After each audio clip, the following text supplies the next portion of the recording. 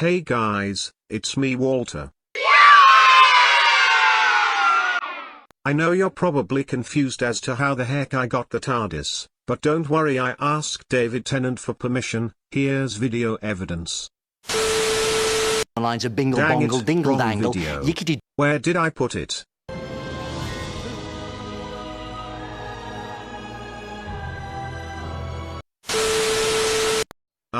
Anyways, here are the top 10 best Doctor Who episodes according to IMDB.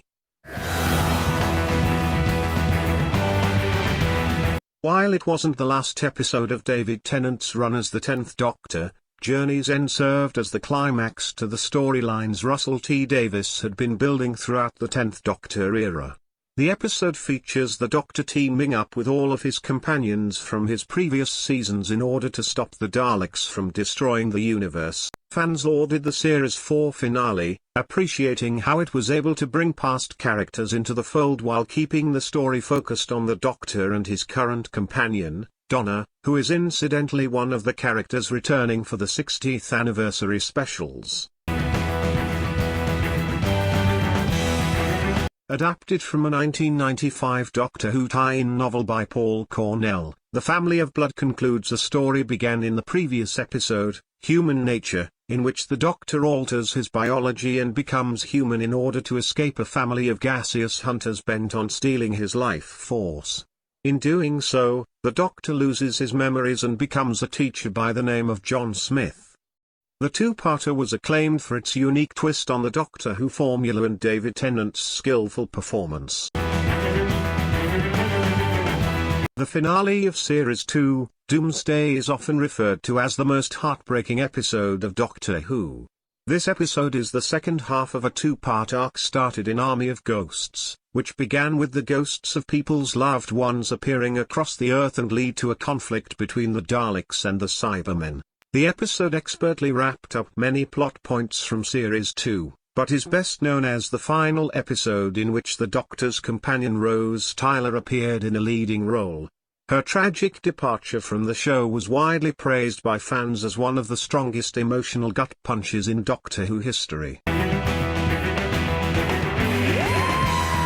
Doctor Who has delved into many different genres, from sci-fi to fantasy to horror, but The Girl in the Fireplace remains the show's best foray into the genre of romance. Yes, that was a photo of Mike Nesmith and Peter Tork kissing. Yes, it's edited, and no, I don't know where I got it from, so don't even bother asking me. The episode finds the Doctor on a 51st century spaceship that is linked to 18th century Versailles. As he uncovers the mystery behind a strange group of clockwork robots, the Doctor finds himself falling in love with notable French courtesan, Madame de Pompadour. Many fans consider this episode to be the first true classic of the David Tennant era, lauding its creative premise and tender character work. This blockbuster celebration of the show's 50th anniversary was a love letter to all things Doctor Who.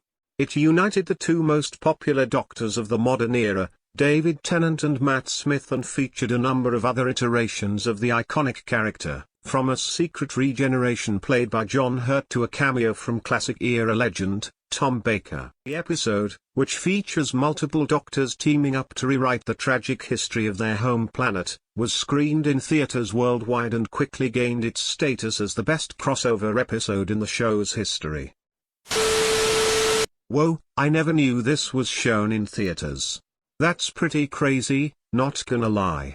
Anyways, now that we've mentioned the 11th Doctor, it's time to talk about Vincent and the Doctor. The most popular historical episode of the series and a highlight of Matt Smith's run as the 11th Doctor, Vincent and the Doctor sees the Doctor and Amy. No, not that Amy, the other Amy. Anyways, the Doctor and Amy team up with Vincent van Gogh in order to find a monster that is invisible to everyone besides the beloved artist. The start of Doctor Who's most acclaimed two-part story, Silence in the Library, is not only a great David Tennant-era episode, It also sets into motion plot lines and character dynamics that would become instrumental to both Matt Smith's and Peter Capaldi's tenures as the Doctor. The episode introduced River Song, a mysterious foil to and eventual love interest of the Doctor who was a major recurring character in the show for years afterward. The episode itself follows the Doctor and Donna arriving at a planet-sized library only to find it abandoned, with dangerous creatures lurking in the shadows. The episode cultivated an intriguing mystery and a foreboding atmosphere that immediately hooked fans and had them thrilled for the next episode. Speaking of the next episode, Forest of the Dead picks up where Silence in the Library left off and increases the tension and emotion tenfold. The episode dives deep into its lead characters, allowing for some impactful emotional scenes as the plot unfolds. Like the previous episode, the tightness of its writing and the unraveling of the mystery surrounding the library were highly praised by audiences. 15 years after it first aired, this episode remains one of the finest and most significant episodes of Doctor Who. The sole entry from Peter Capaldi's 12th Doctor to make this list, Heaven Sent, is essentially a one-man play. The Doctor finds himself trapped in a strange prison and pursued by an unrelenting monster.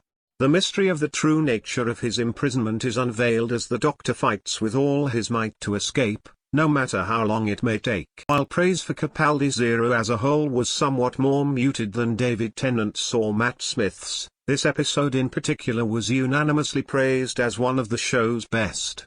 It features everything fans loved about the 12th Doctor. His dark reflective nature and his unwavering persistence are on full display here. Capaldi's magnetic performance captivated viewers throughout the episode's 55-minute runtime. And now, we're on to the final episode on this list, Blink. Cool if I hold your hand. Is it wrong if I think it's Linda Dance? No, I'm not referring to Blink 182, I don't know what I said to even make you think that. I'm talking about the Season 3 Episode 10 episode that features the most terrifying thing on this show, the Weeping Angels.